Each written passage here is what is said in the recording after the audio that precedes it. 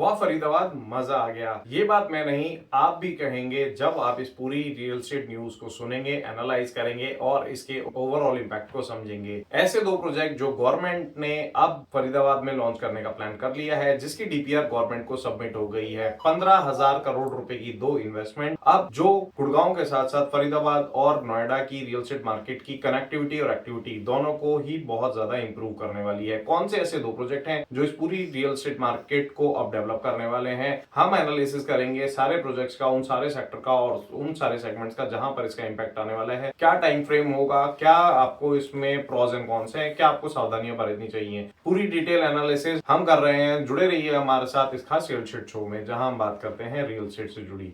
शुरुआत करते हैं 15,000 करोड़ रुपए का एक प्रोजेक्ट आरआरटीसी, जो Surajpur industrial area greater Noida से शुरू होकर सेक्टर 142 नोएडा, उसके बाद सीधा यमुना जी के ऊपर से क्रॉस करेगा और लैंड करेगा सेक्टर 85-86 में, जहां पर आरआरटीसी का फर्स्ट स्टेशन बनने वाला है। थर्ड स्टेशन ये अपनी आप लाइन में होगा, लेकिन ये फरीदाबाद का फर्स्ट स्टेशन होगा। उसके बाद सेकंड लैंडिंग होगी बाटा चौक पे। बाटा चौक के बाद यहां से ये आरआरटीसी सीधा गुड़गांव में जाके लैंड करेगी सेक्टर 54 में, जिसको गोल्फ कोर्स रोड के नाम से भी जानते हैं। और उसके बाद इफ्को चौक पे ये टर्मिनेट होने वाली है। 60 किलोमीटर का ये स्ट्रेच 6 स्टेशन के साथ ऑन एन एवरेज 10 किलोमीटर पर स्टेशन की कनेक्टिविटी आपको देने वाला है। अपने व्यूअर्स को मैं एक फंडामेंटल बता दूं, आरआरटीसी और मेट्रो में एक डिफरेंस होता है। देखिए, टेक्नोलॉजी वाइज दोनों चीजें सेम होती हैं, लेकिन मेट्रो में जहां पर आपको हर 800 मीटर 900 मीटर या किलोमीटर पे आपको एक मेट्रो स्टेशन देखने के लिए मिल जाता है, वहीं आरआरटीसी एक long distance with low intermittent stations की एक ट्रेन होती है,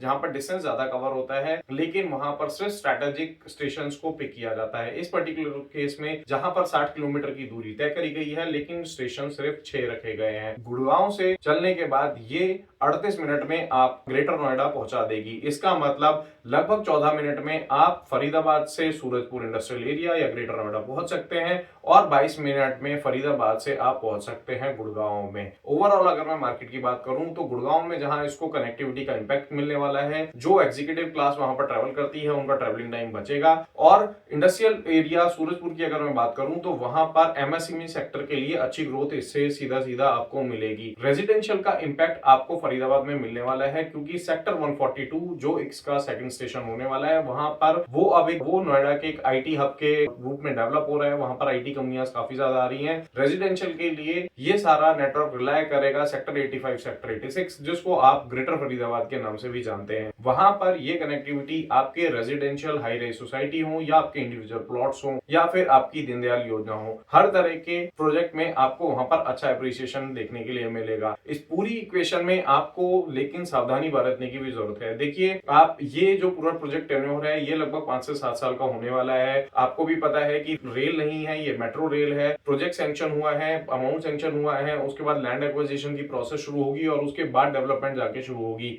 इस पूरे प्रोसेस में लगभग 5 से 7 साल का टाइम लगने वाला है। इस बात में कोई शक नहीं कि ये एक अच्छा प्रोजेक्ट है, but at the same time आप लोग शॉर्ट टर्म ट्रेडिंग के ट्रैप में ना फंसे। शॉर्ट टर्म ट्रेडिंग आपको यहाँ पर नुकसान पहुंचा सकती है। Long term view, long term horizon के साथ 5 साल 7 साल के व्यू के साथ अगर आप कहीं पर इन्वेस्ट करते हैं तो नो डाउट आपको इसमें 2.5 से 3 गुना की मिनिमम एप्रिसिएशन अगले 5 से 7 साल में देखने के लिए मिलेगी। तो इसलिए अब अगर आप फरीदाबाद में इन्वेस्ट करने की सोच रहे हैं तो प्लीज इसको कंसिडर कीजिएगा। अब हम बात करते हैं अपने दूसरे प्रोजेक्ट पे। दूसरा प्रोजेक्ट बुढ़िया नाला एनएचवी से शुरू होने के बाद ग्रीनफील्ड से होते हुए आपको कनेक्ट करने वाला है सेक्टर 45-46 में। सेक्टर 45 सेक्टर 46 को अगर हम ग्रीनफील्ड की तरफ जाते थे तो पहले वो एक लैंडलॉक इक्वेशन थी, वहां से आप डायरेक्टली नहीं जा सकते थे, आपको बाहर निकल के NH2 पे आना पड़ता था और NH2 से अब आप वहां पर घूम के जाते थे या फिर आपको पीछे सूरजकुंड की तरफ से जाना होता था। लेकिन अब ये डायरेक्ट लास्ट माइल कनेक्टिविटी इन दोनों एरियाज की कनेक्टिविटी को बहुत ज्यादा स्मूथ कर देगी। आपका 15 से 20 मिनट का जो पहले डिस्टेंस हुआ करता था वो अब घट के 3 से 4 मिनट का रह जाएगा। लो लाइंग एरियाज में वहां पर रेनी सीजन में रेन वाटर लॉगिंग की